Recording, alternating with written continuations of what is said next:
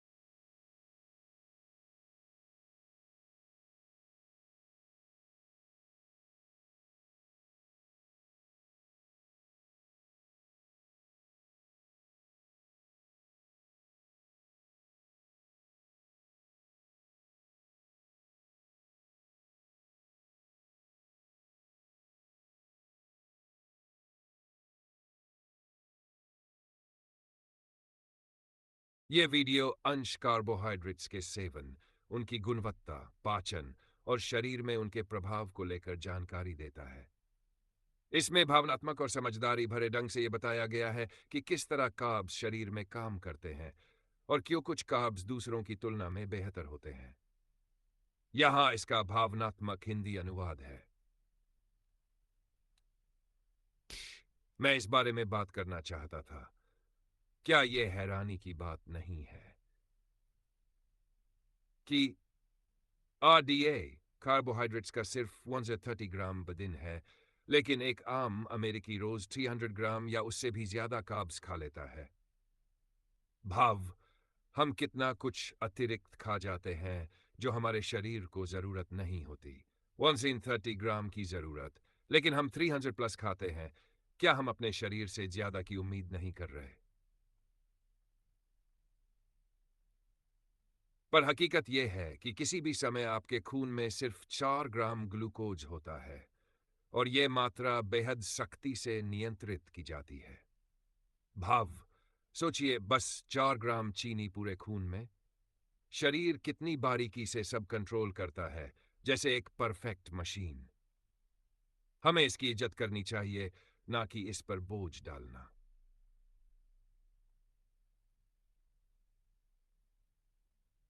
अच्छी बात यह है कि ग्लूकोज की मात्रा बढ़ाने के कुछ प्राकृतिक तरीके भी हैं। हर बार जब आप एक्सरसाइज करते हैं तो ये अपने आप घटती है। व्यायाम सिर्फ वजन घटाने के लिए नहीं, ये शरीर को अंदर से संतुलित करता है। कितना सुंदर है ये विज्ञान। आप चलें और शरीर खुद से सुधार की ओर बढ़े। अब सोचिए, अगर आपके पास दो कार्बोहाइड्रेट स्रोत है, एक में फाइबर है और दूसरे में नहीं, तो जाहिर है फाइबर वाला बेहतर होगा। भाव, हर कार्ब एक जैसा नहीं होता। जैसे हर इंसान की सोच अलग होती है, वैसे ही हर खाने की भी एक अलग भूमिका होती है। फाइबर आपके पाचन को सहारा देता है और ऊर्जा को संतुलन में रखता है।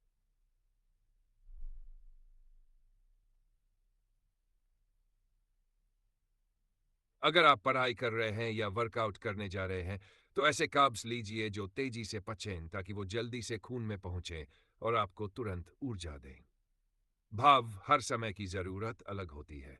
जब शरीर को तत्काल ऊर्जा चाहिए, तो हमें वो कार्ब्स चाहिए जो जल्दी असर करें। ये सोच समझकर भोजन चुनने की कला है।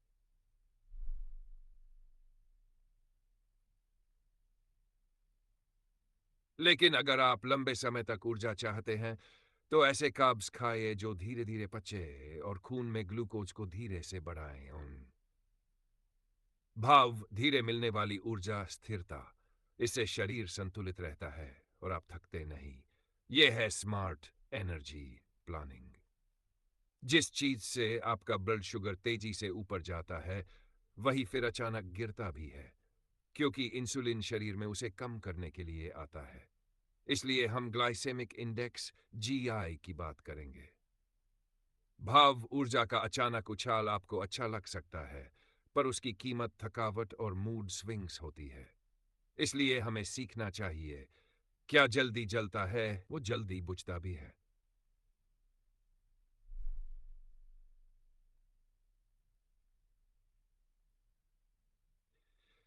इस चैप्टर में हम ये भी जानेंगे कि कार्बोहाइड्रेट्स के प्रकार कौन कौन से हैं, मोनोसेक्राइड्स, डायसेक्राइड्स, और हम जानेंगे कि ये खाद्य पदार्थों में कैसे मिलते हैं और शरीर कैसे इन्हें पचाता और अवशोषित करता है। ये सिर्फ एक पोषण विज्ञान नहीं, ये शरीर और भोजन के बीच एक संवाद है। जैसे हम लोगों को समझते हैं, वैसे ही अगर हम खाने को समझे, तो स्वास्थ्य एक प्राकृतिक परिणाम बन जाता है। भावनात्मक सारांश, हमारा शरीर बेहद नाजुक संतुलन पर टिका है। ग्लूकोज की जरा सी कमी या अधिकता और शरीर परेशान हो सकता है। हम दिन भर में जो भी खाते हैं, वह सिर्फ पेट भरने के लिए नहीं, बल्कि यह तय करता है कि हमारी ऊर्जा स्थिर रहेगी या डगमगाएगी। अगर हम यह समझ लें कि किस समय कौन सा कार्ब बेहतर है, तेज पचने वाले या धीरे, तो हम खुद को मानसिक, शारीरिक और भावनात्मक रूप से बेहतर बना सकते हैं। अगर आप चाहें तो मैं इस पर आधारित एक हिंदी पीडीएफ नोट्स या स्लाइड शो भी तैयार कर सकता हूं, जिसमें ये विषय और भी अच्छे से समझाया जाएगा। सही खाना, सही समय पर, सही उद्देश्य से। क्या आप चाहेंगे कि मैं ये स्लाइड्स बनाऊं?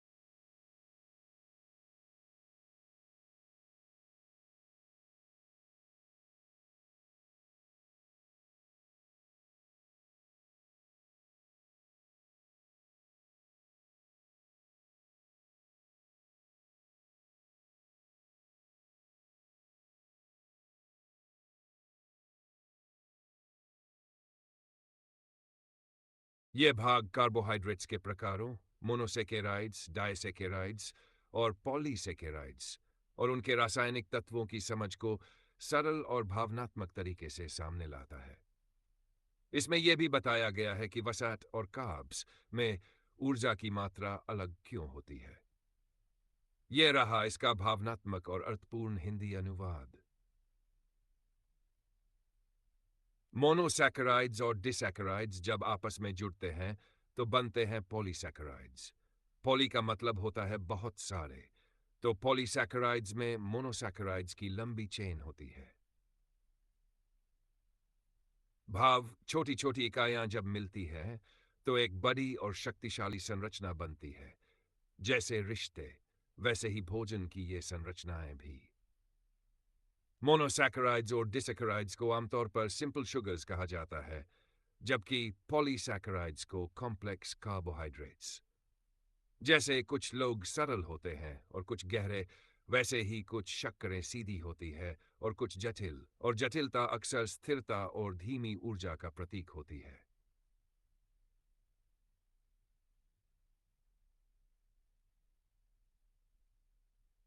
हम जो भोजन खाते हैं उनके अणु मुख्य रूप से बनते हैं कार्बन, हाइड्रोजन, ऑक्सीजन और नाइट्रोजन से। हालांकि नाइट्रोजन सिर्फ प्रोटीन में पाया जाता है क्योंकि यह अमीनो एसिड में होता है। भाव हर तत्व का एक उद्देश्य होता है। नाइट्रोजन सिर्फ वहां होता है जहां जीवन बनता है, प्रोटीन में। हर घटक, हर अणु एक भूमिका निभा रहा है, ठीक हमारे जैसे। कार्बोहाइड्रेट्स और फैट्स दोनों में होते हैं अलग अलग अनुपात में कार्बन, हाइड्रोजन और ऑक्सीजन। भाव एक ही तत्वों से बने होते हुए भी फर्क उनके संगठन में है, जैसे एक कविता और एक रिपोर्ट, शब्द वही, अर्थ अलग।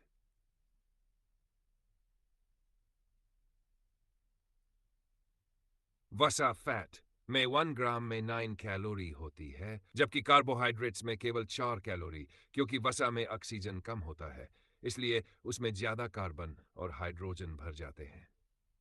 भाव ऊर्जा का रहस्य सिर्फ मात्रा में नहीं, संरचना में छिपा है। फैट्स में ऊर्जा का घनत्व ज्यादा होता है, ठीक वैसे ही जैसे कुछ अनुभव थोड़े में बहुत कुछ सिखा जाते हैं। अब हम मोनोसैकेराइड्स, डिसैकेराइड्स और पॉलीसैकेराइड्स को देखेंगे। जैसा पहले कहा गया था, दिमाग को ऊर्जा देने का मुख्य स्रोत है। हमारा दिमाग, हमारी चेतना, इसका ईंधन ग्लूकोज है। जैसे ज्ञान को रोशनी की जरूरत होती है, वैसे ही दिमाग को ऊर्जा की।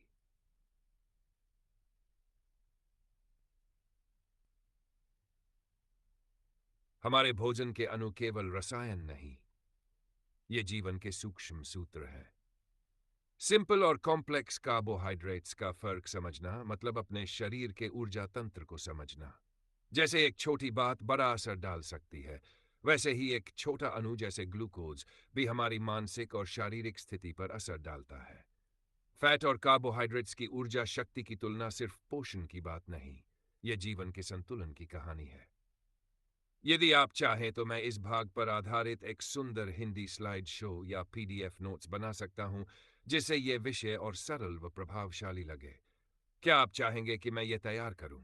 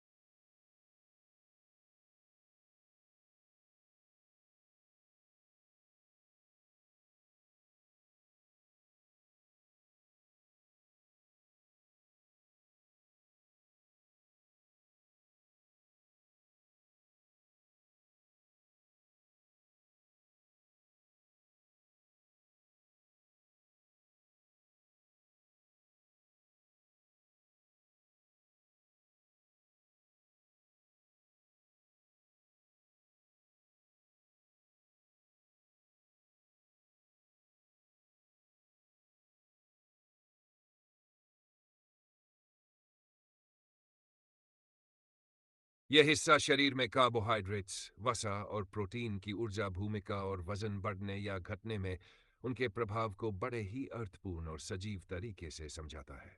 इसमें एक वैज्ञानिक जानकारी को इंसान की रोजमर्रा की जिंदगी, खान पान की आदतों और भावनात्मक सोच से जोड़ा गया है। यह रहा इस अंश का भावनात्मक और अर्थपूर्ण हिंदी अनुवाद। रासायनिक तत्वों की भूमिका। अमीनो एसिड्स में जो ग्रुप्स होते हैं, अमीनो ग्रुप्स, वो प्रोटीन का आधार बनते हैं। लेकिन आपके कार्बोहाइड्रेट्स और फैट्स कार्बन, हाइड्रोजन और ऑक्सीजन के अलग अलग मेल से बने होते हैं। भाव। हर रचना की नींव उसके तत्वों में होती है। जैसे रिश्तों में समझ और भरोसा होता है, वैसे ही प्रोटीन की आत्मा अमीनो एसिड में होती है। फैट में ज्यादा ऊर्जा क्यों? वसा में ऑक्सीजन कम होता है, इसलिए उसमें कार्बन और हाइड्रोजन ज्यादा भर सकते हैं।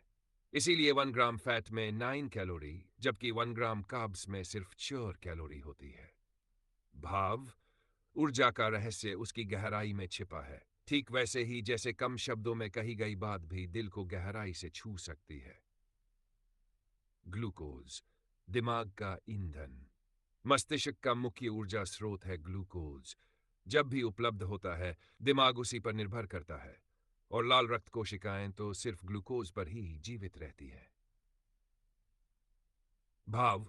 हमारा मस्तिष्क वो दीप है जो ग्लूकोज की लौ से जलता है। ये ईंधन है चेतना का, सोच का, जीवन का। ग्लाइकोजन, शरीर की ऊर्जा भंडार। हम जानवरों में शरीर ग्लूकोज को ग्लाइकोजन के रूप में मसल्स और लिवर में स्टोर करता है। लेकिन जब शरीर में बहुत अधिक ऊर्जा होती है, चाहे वो कार्ब्स हो, फैट हो, प्रोटीन या शराब, तो शरीर उसे वसात में बदल देता है। भाव। शरीर समझदार है, जरूरत से ज्यादा चीजों को सहेजता है, जमा करता है, कभी भविष्य की चिंता में, कभी आदत के कारण। क्या कार्ब्स मोटा बनाते हैं?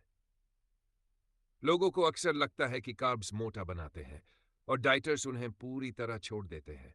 यह बात सच हो सकती है अगर कार्ब्स केवल कैंडी, सॉफ्ट ड्रिंक्स जैसे सिंपल शुगर से आए हों, लेकिन होल फूड्स वाले कार्ब्स ऐसे नहीं होते। भाव। हर चीज की अच्छाई या बुराई उसके रूप में है, ना कि उसके नाम में। जैसे इंसान के कपड़े नहीं, उसके कर्म बोलते हैं, वैसे ही कार्ब का प्रभाव उसकी गुणवत्ता पर निर्भर करता है। Low carb versus high carb diets. कुछ लोग कम कार्ब डाइट पर अच्छा महसूस करते हैं, कुछ हाई कार्ब पर भी स्वस्थ रहते हैं। यह पूरी तरह आपके जीन्स, जीवन शैली और आदतों पर निर्भर करता है। लेकिन वजन कम तभी होगा जब आप कैलोरिक डेफिसिट में होंगे। भाव। हर रास्ता हर मुसाफिर के लिए नहीं होता। डाइट भी वैसी ही है, जो आपको सूट करे वही आपके लिए सही है। सबसे मोटा करने वाले फूड कौन से हैं? दुनिया के सबसे मोटा करने वाले फूड्स वो हैं जिनमें कार्ब्स और फैट दोनों होते हैं, जैसे पिज्जा, आइसक्रीम, कुकीज आदि। कम कार्ब डाइट में लोग इनसे दूर रहते हैं, इसलिए वो कम कैलोरी लेते हैं और वजन घटता है। अक्सर समस्या किसी एक चीज से नहीं होती, बल्कि उनके मेल से होती है। जैसे ज्यादा मीठा और ज्यादा तेल, फिर जो आग लगती है वो सिर्फ पेट में नहीं, पूरे स्वास्थ्य में महसूस होती है। अगर मैं किसी की डाइट डिजाइन करता हूं, तो सबसे पहले मैं उनकी प्रोटीन की जरूरत पूरी करता हूं, फिर बाकी कैलोरीज, कार्ब्स और फैट में बांटता हूं। भाव डाइट एक कला है, विज्ञान है, संवेदना है। प्रोटीन नींव है, बाकी उसकी सजावट। और हर शरीर एक अलग चित्र है जिसे समझकर रंग भरने होते हैं। यदि आप चाहे तो मैं इस पूरी जानकारी को slide show, power point, PDF notes या माइंड मैप में बदल सकता हूं। यह आपकी पढ़ाई और समझ को और भी रोचक और यादगार बना देगा। क्या आप स्लाइड शो या पीडीएफ चाहते हैं?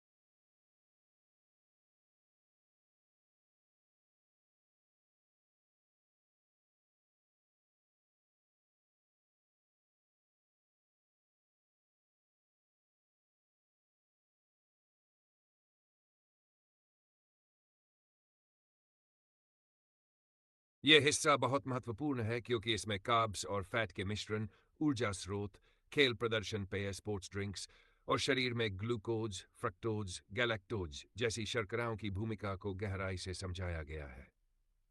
नीचे इसका भावनात्मक, अर्थपूर्ण और सरल हिंदी अनुवाद प्रस्तुत है। कार्ब्स और फैट। मोटापा बढ़ाने वाली जोड़ी। दुनिया के सबसे मोटा करने वाले फूड्स वे होते हैं जो कार्ब्स और फैट का मिश्रण होते हैं, जैसे पिज्जा, आइसक्रीम, कुकीज वगैरह। जब लोग लो कार्ब डाइट अपनाते हैं तो वे इन चीजों से बचते हैं। इसलिए वे ना सिर्फ कम कार्ब लेते हैं बल्कि उन खतरनाक फैट्स से भी बच जाते हैं।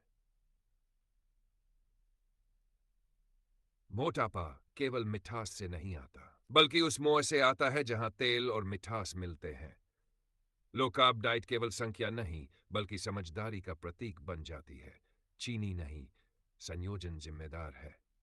लोग चीनी के चम्मचों को दोष देते हैं, लेकिन असली अपराधी है कार्ब्स और फैट का संयोजन, क्योंकि ये कैलोरिकली डेंस होते हैं, यानी बहुत कम मात्रा में ही बहुत ज्यादा कैलोरी दे देते हैं।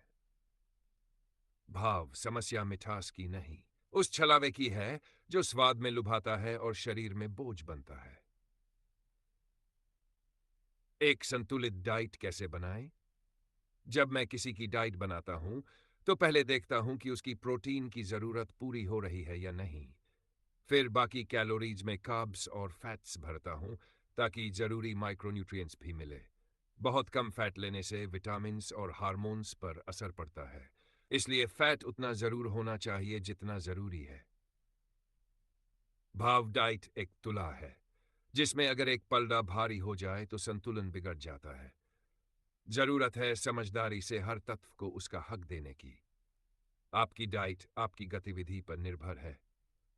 अगर आप एंड्योरेंस एथलीट है तो आपकी डाइट एक पावर लिफ्टर से बिल्कुल अलग होगी। इसलिए कार्ब्स और फैट का अनुपात आपकी दैनिक गतिविधियों पर आधारित होना चाहिए। भाव शरीर एक मशीन है, पर हर किसी की मशीनरी अलग है।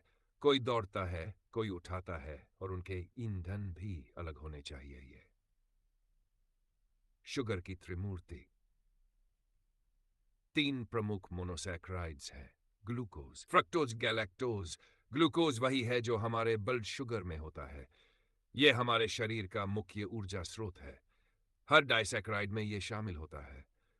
फ्रक्टोज स्वाद में मीठा होता है और शहद और टेबल शुगर में पाया जाता है। गैलेक्टोज मुख्यतः लैक्टोज दूध की शुगर में होता है। लेकिन एक बात सामान्य है, फ्रक्टोज और गैलेक्टोज को लिवर में जाकर ग्लूकोज में बदलना पड़ता है। हर मिठास एक जैसी नहीं होती, कुछ सीधी दिल तक पहुंचती है, कुछ पहले लिवर से होकर आती है।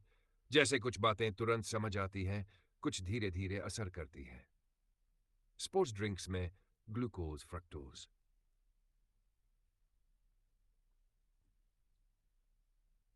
जैसे गेटोरेड ग्लूकोज और फ्रक्टोज का मिश्रण होती है। ग्लूकोज तुरंत ऊर्जा देता है, जबकि फ्रक्टोज लिवर में जाकर धीरे धीरे ऊर्जा में बदलता है। इसलिए एक दोहरी ऊर्जा लहर मिलती है, एक अभी, दूसरी 30 मिनट बाद। जैसे कोई दोस्त तुरंत मदद करता है ग्लूकोज, और कोई थोड़ा समय लेकर लेकिन पूरी तरह साथ देता है, वैसे ही ये दोनों शर्कराएं शरीर को स्थिर और स्थायी ऊर्जा देती है। निष्कर्ष: शरीर में क्या जाता है और कैसे उपयोग होता है, यह जानना केवल विज्ञान नहीं, स्वस्थ जीवन जीने की समझ है। मिठास, वसा और ऊर्जा के इस खेल में अगर आप सच को पहचान पाए, तो आपका शरीर और मन दोनों संतुलन और स्फूर्ति से भर जाएंगे। क्या आप चाहेंगे कि मैं इस पूरी जानकारी को स्लाइड शो, पीडीएफ नोट्स या माइंड मैप में बदल दूं, ताकि आप इसे आसानी से याद और साझा कर सकें? बस बताइए, मैं तुरंत तैयार कर देता हूं।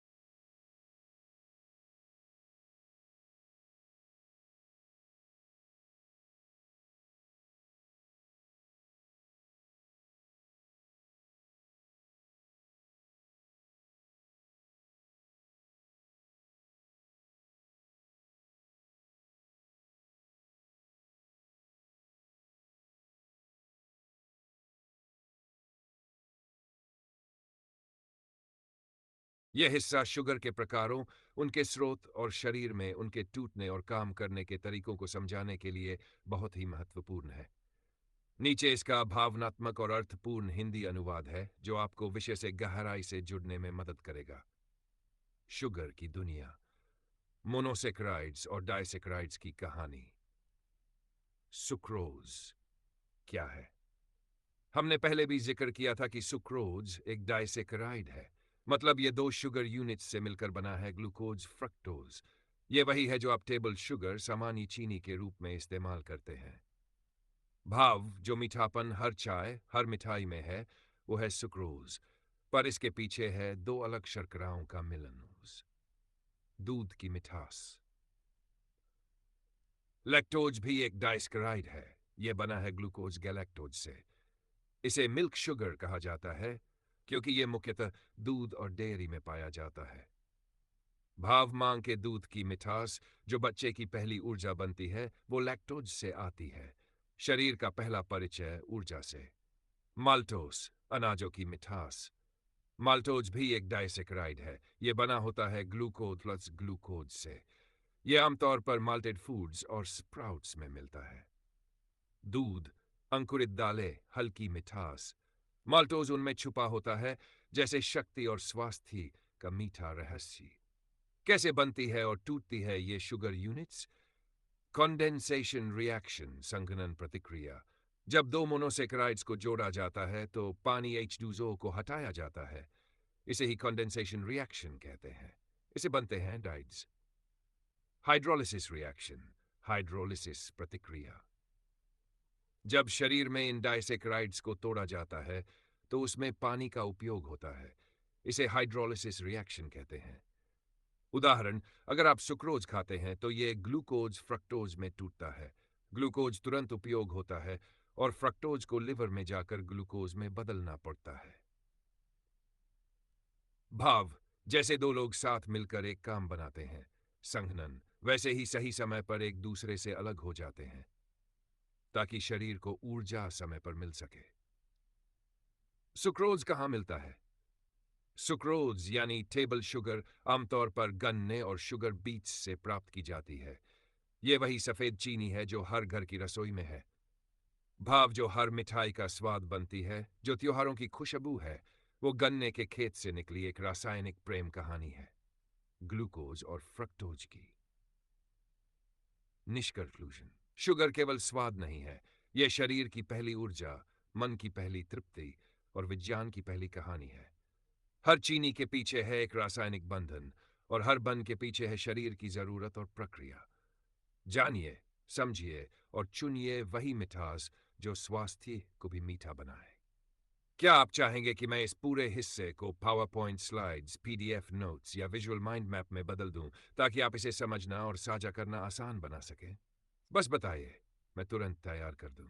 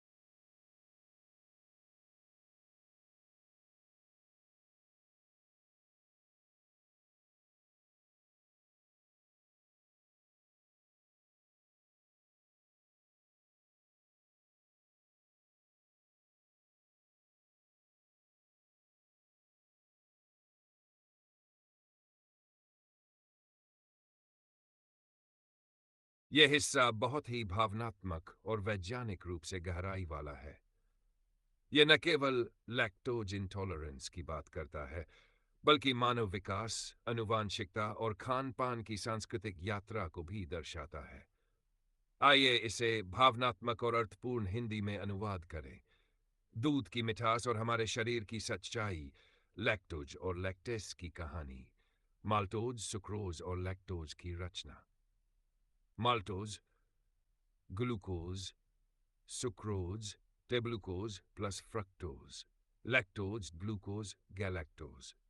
लेकिन जो बात लैक्टोज को अलग बनाती है, वो है ग्लूकोज और गैलेक्टोज के बीच का बॉन्ड, जो शरीर के लिए तोड़ना थोड़ा कठिन होता है। बच्चों में तो होता है, बड़ों में नहीं। लैक्टेस एंजाइम की कमी। जब हम बच्चे होते हैं तो हमारे शरीर में लैक्टेस एंजाइम होता है, जो लैक्टोज दूध की शुगर को पचाने में मदद करता है ताकि मां के दूध से ऊर्जा मिल सके। लेकिन जैसे जैसे हम बड़े होते हैं, हम में से बहुतों का शरीर लैक्टेज बनाना बंद कर देता है और हम बन जाते हैं लैक्टोज इंटॉलरेंट। भाव, बचपन में जो दूध हमारी पहली खुराक था, बड़े होकर वही दूध कई बार दर्द बन जाता है। इतिहास की कहानी, क्यों कुछ लोग अब भी दूध पचा लेते हैं? मानव इतिहास में हजारों सालों तक दूध सिर्फ बचपन तक ही पिया जाता था। लेकिन करीब 7 साल पहले यूरोप और अफ्रीका में एक अनुवांशिक म्यूटेशन हुआ, जिससे कुछ लोगों का शरीर लैक्टेस एंजाइम बनाता रहा उम्र भर। इसे कहते हैं लैक्टेज परसिस्टेंस। इसका मतलब ये लोग अब दूध, दही जैसे उत्पाद खा सकते थे। यह बना एक नया भोजन स्रोत और इसने इन्हें जीवित रहने में लाभ दिया। भाव, किसी एक अनुवांशिक बदलाव ने मनुष्य को एक नया स्वाद, एक नई ऊर्जा और एक नई संस्कृति दी, दूध और दूध से बनी चीजें। आज के समय में क्या हो रहा है? आज की दुनिया में कुछ लोग अब भी दूध नहीं पचा पाते। उन्हें दूध पीने से पेट फूलना, गैस, दर्द जैसी समस्याएं होती है। उन्हें कहते हैं लैक्टोस इंटॉलरेंट। मैं वक्ता खुद दूध का ग्लास पी लूं तो अच्छा नहीं लगता, लेकिन दही और पनीर से कोई दिक्कत नहीं होती। शायद मेरे शरीर में थोड़ा लैक्टेस एंजाइम है, लेकिन उतना नहीं जितना किसी और में हो सकता है। हर शरीर अलग है, कोई दूध से ऊर्जा पाता है, कोई उसी दूध से बेचैनी। ये कोई कमजोरी नहीं, ये शारीरिक अनुकूलन और जैविक विविधता है। निष्कर्ष कंक्लूजन, दूध केवल पोषण नहीं है। यह मानव सभ्यता, विकास और संस्कृति की निशानी है। लेकिन हर व्यक्ति की जैविक प्रकृति अलग होती है। जो आपके लिए शक्ति है, वो किसी और के लिए चुनौती हो सकती है। जानिए, समझिए और अपने शरीर की आवाज सुनिए। यही है सच में स्वस्थ जीवन का राज। क्या आप चाहेंगे कि मैं इस विषय को एक भावनात्मक power point, Hindi mind map या पीडीएफ नोट्स के रूप में तैयार करूं? बस बताइए, मैं तुरंत बना दूं।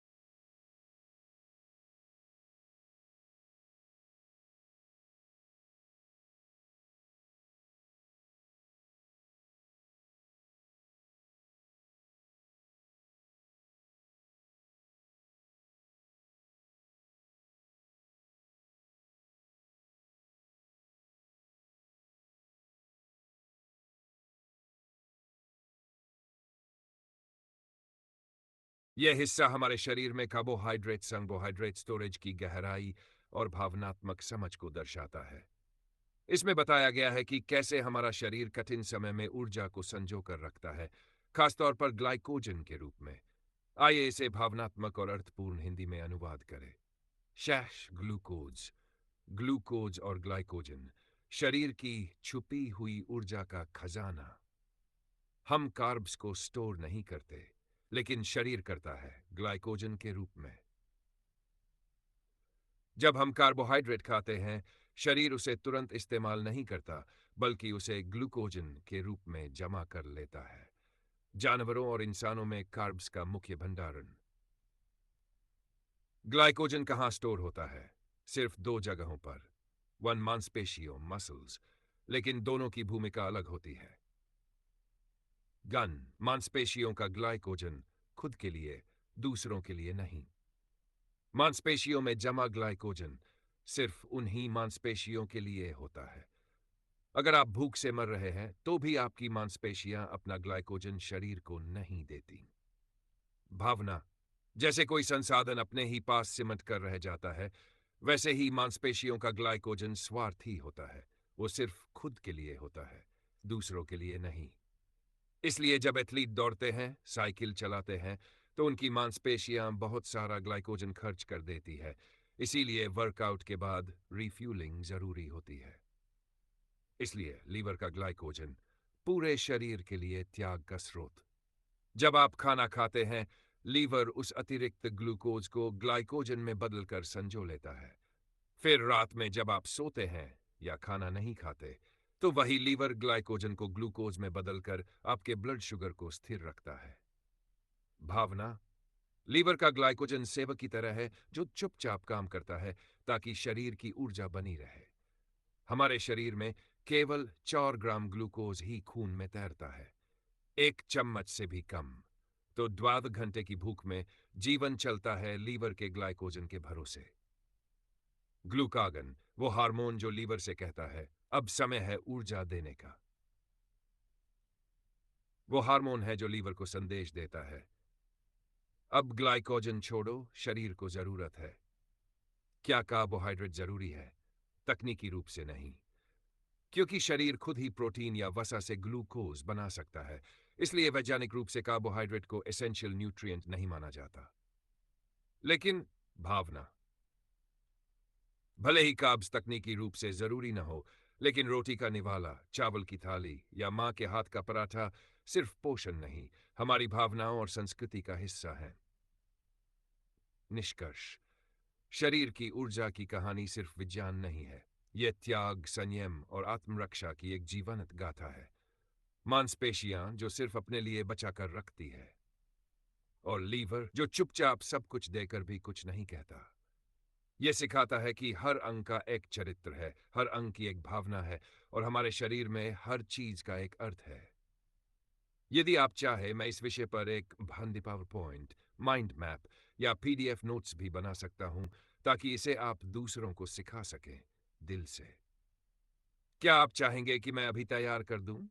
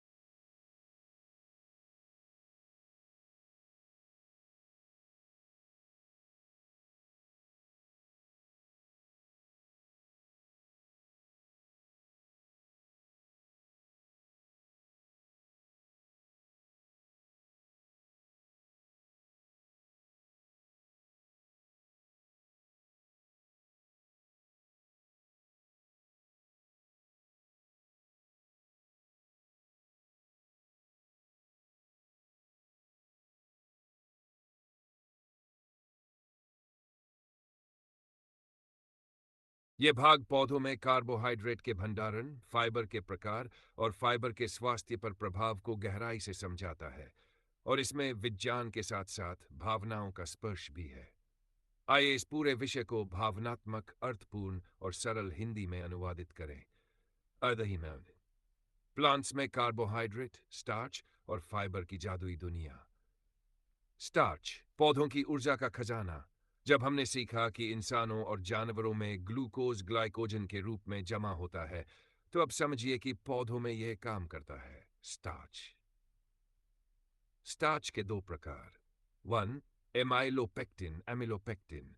यह बहुत ब्रांड होता है, जल्दी ग्लूकोज में टूट सकता है, तेज ऊर्जा देने में सहायक। दो, एमाइलोज एमिलोज।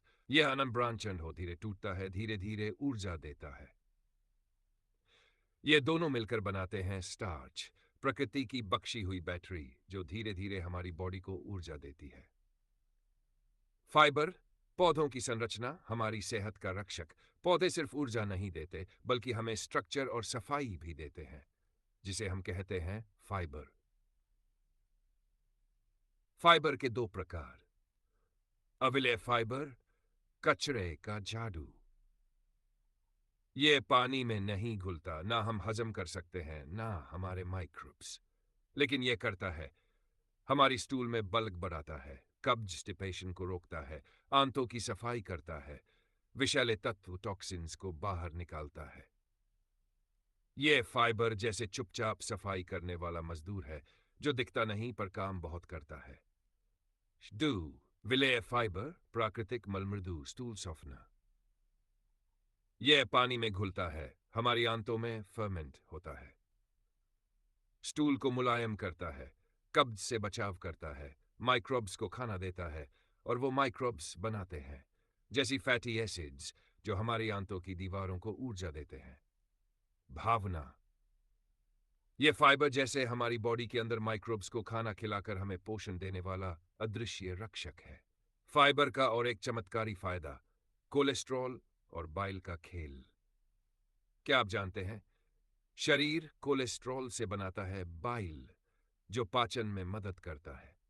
पर अगर हम ज्यादा फाइबर खाते हैं तो फाइबर उस बाइल को खुद के साथ मल में बाहर निकाल देता है। नतीजा, लीवर को नई बाइल बनाने के लिए फिर से कोलेस्ट्रॉल लेना पड़ता है। इस तरह शरीर में कोलेस्ट्रॉल कम होता है। यह एक प्राकृतिक तरीका है कोलेस्ट्रॉल कम करने का, दवा नहीं, भोजन से। निष्कर्ष, असली खाना खाओ, असली सेहत पाओ। जब आप सच्चा प्राकृतिक बिना प्रोसेस किया हुआ खाना खाते हैं तो आप इन दोनों प्रकार के फाइबर को पाते हैं, जिनसे न सिर्फ पेट साफ होता है बल्कि आंतें मजबूत होती हैं, कोलेस्ट्रॉल कम होता है और माइक्रोबायोम भी खुश रहता है। भावना, फाइबर सिर्फ पेट की बात नहीं है, ये शरीर की सफाई, संतुलन और सुरक्षा का नाम है। सुझाव, अगर आप चाहें तो मैं इस विषय पर एक हिंदी पीडीएफ नोट्स, एक माइंड मैप, एक इमोशनल स्लाइड शो प्रेजेंटेशन बना सकता हूं, जिससे आप इस ज्ञान को सिखा भी सके, जी भी सकें। क्या आप चाहेंगे कि मैं अभी तैयार करूं?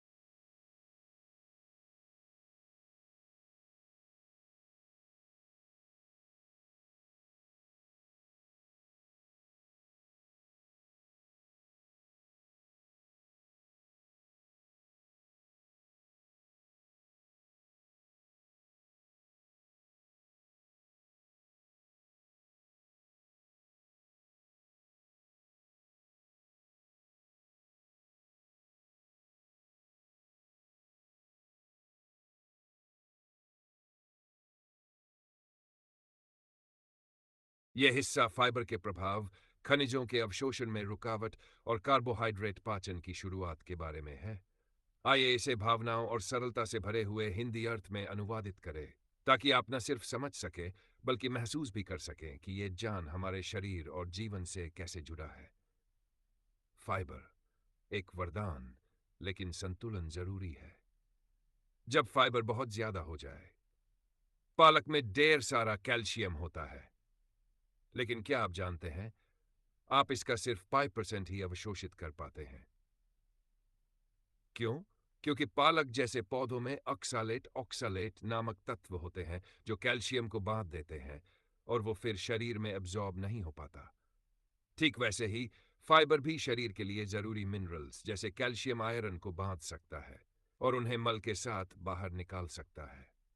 फाइबर का संतुलन जरूरी क्यों है? अगर आप बहुत ज्यादा फाइबर खाते हैं तो ये मिनरल्स को बांधकर उनका अवशोषण रोक सकता है। लेकिन डरने की जरूरत नहीं है। क्यों? क्योंकि अगर आप प्राकृतिक संपूर्ण खाद्य पदार्थ खाते हैं, जैसे फल, सब्जियां, साबुत अनाज, तो उनमें फाइबर के साथ साथ वही मिनरल्स भी मौजूद होते हैं।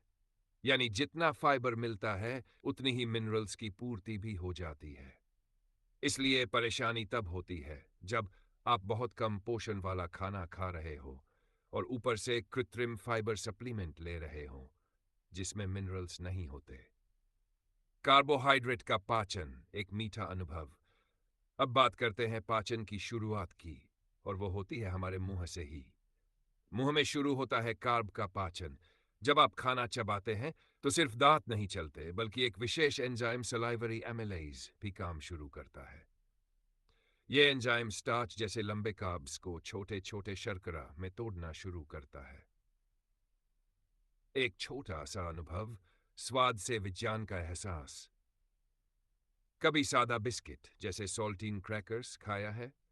थोड़ी देर तक मुंह में रखकर चबाए, आप पाएंगे कि वो धीरे धीरे मीठा लगने लगता है। क्यों? क्योंकि स्टार्च टूटकर ग्लूकोज जैसे मीठे अंश में बदलने लगता है। यही है मुंह में शुरू हुआ पाचन। इस छोटे से अनुभव में शरीर का चमत्कार छिपा है। कैसे मुंह से ही हमें ऊर्जा की पहली झलक मिलने लगती है। निष्कर्ष, फाइबर और कार्ब का ध्यान शरीर की समझ। फाइबर शरीर को साफ करता है, कब्ज से बचाता है, लेकिन जरूरत से ज्यादा होने पर मिनरल्स को अवशोषित नहीं होने देता। कार्बोहाइड्रेट पाचन मुंह में ही शुरू हो जाता है। एंजाइम्स चुपचाप काम करते हैं और हम महसूस करते हैं स्वाद में मीठा प्राकृतिक भोजनी संतुलन है। फाइबर, मिनरल्स, एंजाइम्स सब प्रकृति में एक साथ हैं। हमें बस उन्हें उनकी मूल अवस्था में अपनाना है। अगर आप चाहे, मैं इस पूरे विषय पर एक PDF notes, mind map, emotional slide show बनाकर दे सकता हूं, जो इस ज्ञान को गहराई और दिल से समझने में मदद करे। क्या मैं इसे आपके लिए तैयार करूं?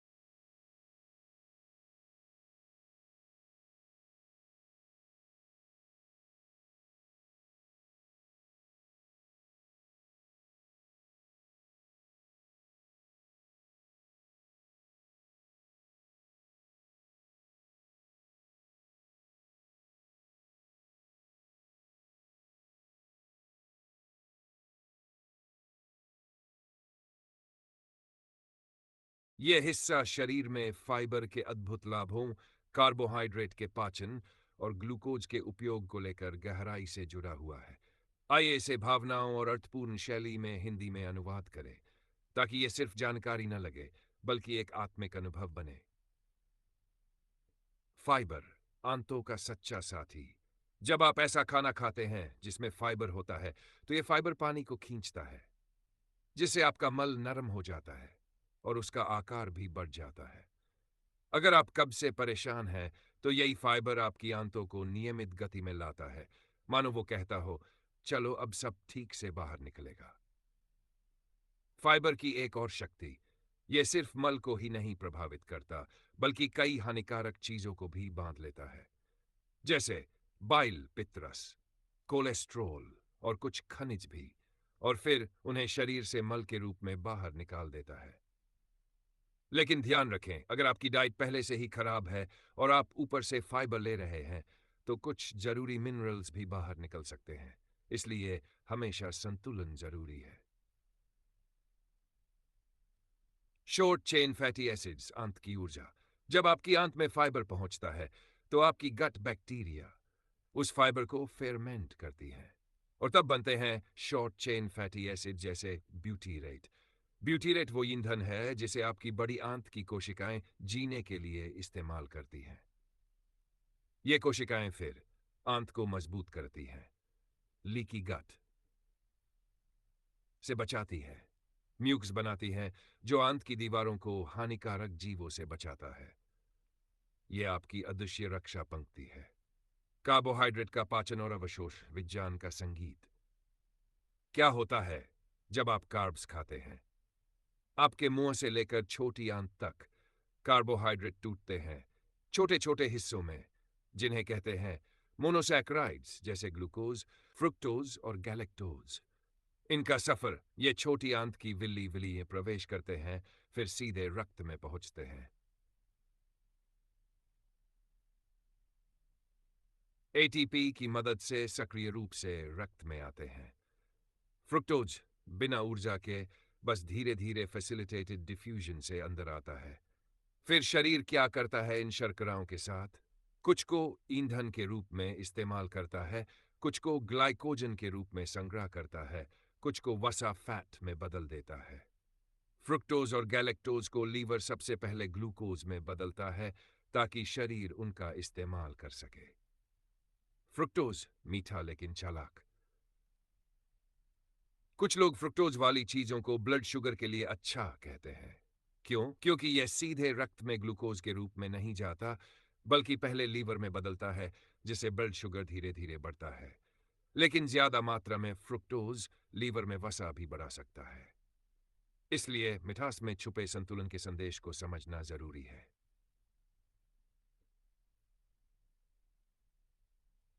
निष्कर्ष: पाचन और शरीर की देखभाल, तत्भूमिका, भावना, फाइबर मल को नरम बनाना, विषाक्त तत्वों को बांधना, आंतों की झाड़ू, ब्यूटीरेट बड़ी आंत की कोशिकाओं का ईंधन, अदृश्य सुरक्षा, ग्लूकोज शरीर की प्रमुख ऊर्जा, ऊर्जा की नदी, फ्रुक्टोज मीठा चालाक, मिठास में छुपा मोड। अगर चाहे तो मैं इस पूरे विषय पर PDF notes, mind map, emotional slide show बनाकर दे सकता हूं, जिसे ये जान आपके मन और शरीर में गहराई से उतर सके। क्या मैं अब ये स्लाइड शो बनाना शुरू करूं?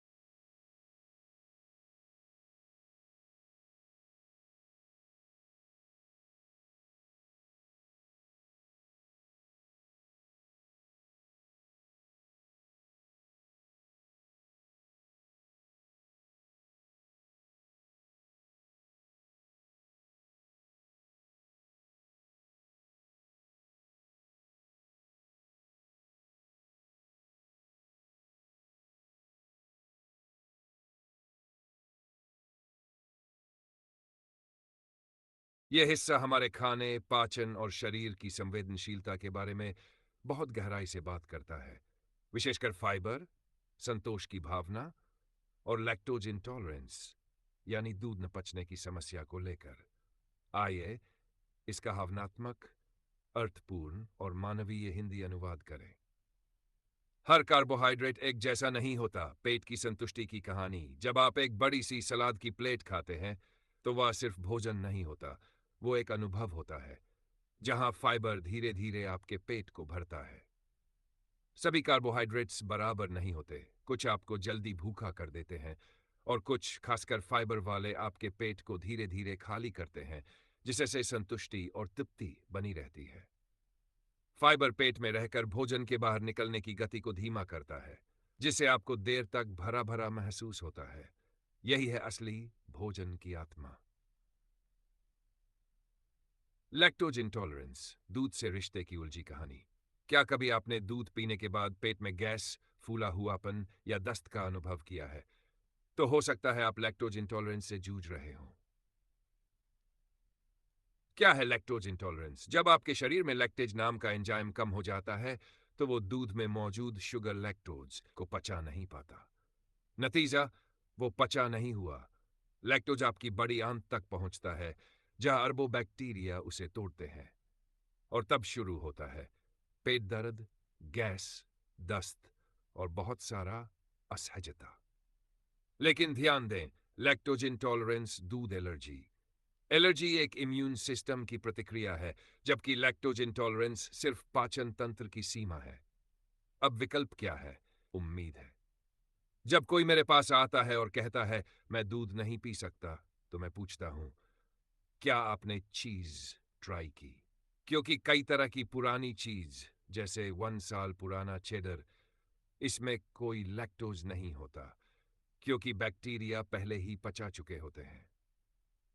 और दही, अगर दही को लेसित्सिया घंटे तक सही तरीके से फर्मेंट किया गया हो, तो उसमें लैक्टोज लगभग खत्म हो जाता है। अगर आप दूध नहीं पी सकते लेकिन दही आराम से खा सकते हैं, तो इसका मतलब है कि आपने पाचन का काम बैक्टीरिया को सौंप दिया है।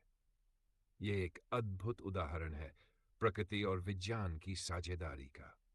लैक्टेट जैसे दूध, एक नया रास्ता। आजकल ऐसे